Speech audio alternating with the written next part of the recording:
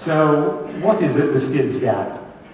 So the skills gap is obviously the difference between what industries require and what the countries are providing, okay? When you look at Europe in particular, so whereas there are still persisting unemployment levels in quite a few countries, the number of unfilled vacancies is still rising.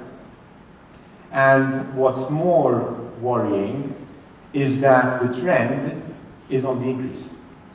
So the more time passes, the bigger that gap becomes, okay? And the bigger that gap becomes, the less supply we have, the more demand there is, and the more competition there is for the skills. Okay? So is it all bad news? Thankfully not. Okay?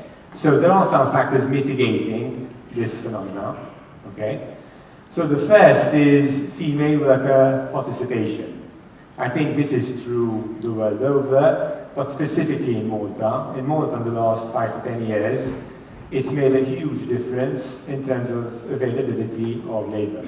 Our female participation rate is not good enough, but it's much better than it used to be. And that is mitigating the shortage. When you look at, for example, even the accountancy profession, the balance has really equalized, and in some cases, it's actually moved the other way. So that's great to hear.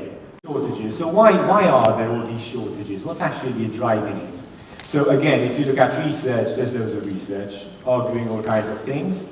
I think the main points, though, have to be the working age population is shrinking. So the baby boomers are retiring, they've started retiring, and that trend will accelerate in 2020. Okay?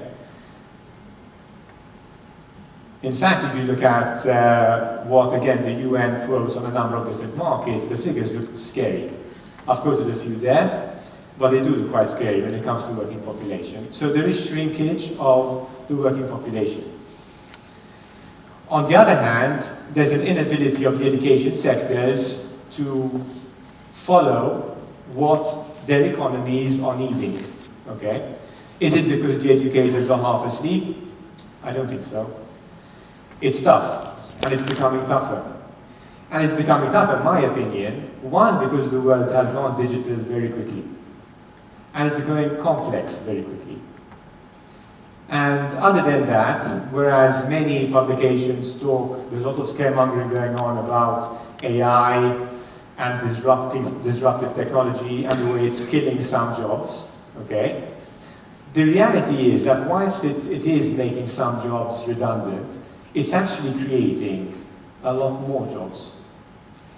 And what's very important is that these new jobs require new skills usually. And therefore, educators have to keep matching this very fast changing world of skills requirements. And they're not coping.